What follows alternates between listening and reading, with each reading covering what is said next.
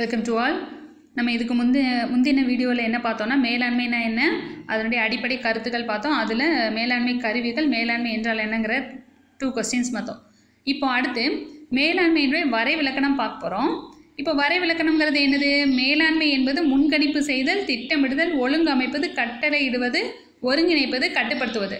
முன்கணிப்பு செய்தல்னா இப்போ ஒரு வேலையை அதை என்ன செய்யலாம் அப்படிங்கிறத முன்கணிப்பு, ஒரு வேலையை செய்கிறதுக்கு முன்னாடி இந்த வேலையை என்னென்ன செய்யலாம் அப்படிங்கிறது மாதிரி. திட்டமிடுதல் அப்படிங்கிறது அதை எப்படி செய்யலாம் அப்படிங்கிறது. ஒழுங்கமைப்பதுங்கிறது நம்ம சொன்னோம் இல்லையா, ஒவ்வொரு டீமாக ஒருத்தருக்கும் ஒரு வேலையை நம்ம பிரித்து கொடுக்குறோம் அப்படிங்கிறது. கட்டளை இடுவது அப்படிங்கிறது வந்து என்னென்னா, அந்த கொடுத்த வேலைக்கு என்ன வேலையை அவங்களுக்கு கொடுத்துருக்கோமோ அதில் உள்ள விஷயங்களை, இப்போ ஒருத்தருக்கு ஒரு வேலையை கொடுத்தோன்னா அவர் வந்து எப்படி செய்யணும், என்ன செய்யணும் அப்படிங்கிறத அவருக்கு வந்து தெளிவுபடுத்துறது. ஒருங்கிணைப்பதுங்கிறது இத்தனை நம்ம பிரித்து கொடுத்தோம் இல்லையா, அத்தனையும் என்ன செய்யணும்னா ஒன்று சேர்க்கணும். இப்போ வந்து பர்ச்சேஸ் டிபார்ட்மெண்ட் இருக்குது, சேல்ஸ் டிபார்ட்மெண்ட் இருக்குது, ஒரு டிபார்ட்மெண்ட்டில் இருக்கவங்களையும் லாஸ்ட்டில் என்ன செய்வோம், ஒன்று சேர்ப்போம். அப்போ தான் அதை கண்ட்ரோல் பண்ண முடியும். கட்டுப்படுத்துவதுங்கிறது லாஸ்ட் ஒன், கண்ட்ரோல் பண்ணுறது.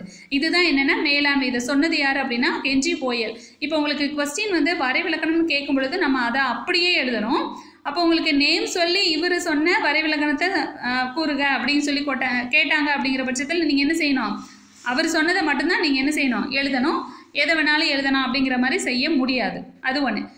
உங்களுக்கு ஒன்றுமே சொல்லாமல் வரைவிலக்கணம் தருக அப்படின்னாங்கன்னா நீங்கள் யார் சொன்னது வேணாலும் என்ன செஞ்சுக்கலாம், ஆன்சர் எழுதிக்கலாம்.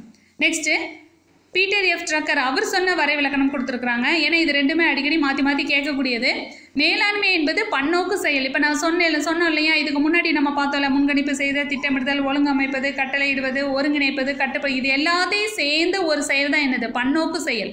அதனால் மேலாண்மைங்கிறது வந்து என்னென்னா பன்னோக்கு செயல்.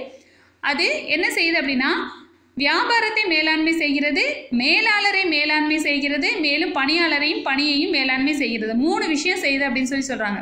முதல்ல என்ன செய்யுது, வியாபாரத்தை மேலாண்மை, அந்த வியாபாரத்தை எப்படி நடத்தணும், வியாபாரத்தை மேலாண்மை செய்து, அதுக்கப்புறம் மேலாளரை மேலாண்மை செய்கிறது. அது ஹெட் இருக்கிறார் இல்லையா, மேனேஜ்மெண்ட்டுக்குன்னு ஒருத்தரை வச்சுருக்கிறோம், அவரை தான் மேனேஜர்னு சொல்கிறோம், அவரை மேலாண்மை செய்கிறது. அதுக்கப்புறம் அங்கே இருக்கக்கூடிய பணியாளர்களையும் அங்கே இருக்கக்கூடிய வேலையையும் மேலாண்மை செய்கிறது அப்படிங்கிற மாதிரி சொல்கிறாங்க. சரியா? இதை சொன்னது யாருன்னா பீட்டர் எஃப் ட்ரக்கர் சொல்லியிருக்கிறாரு. அடுத்து உங்களுக்கு 3 மார்க் அல்லது 5 மார்க்கில் பீட்டர் எஃப் ட்ரக்கர் சொன்னதவே திருப்ப ஒரு கொஸ்டினாக கேட்குறாங்க.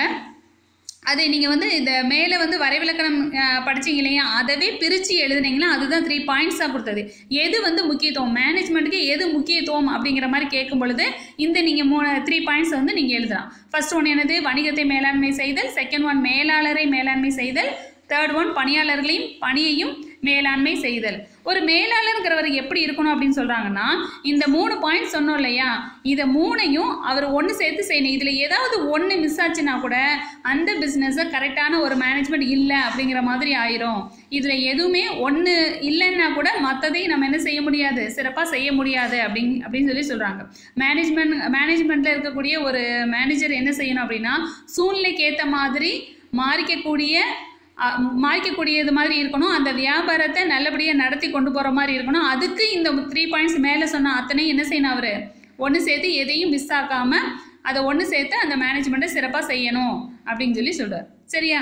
இதுதான் என்னென்னா உங்களுக்கு 3 மார்க்கில் கொஸ்டின் வரும், படிச்சுக்கோங்க.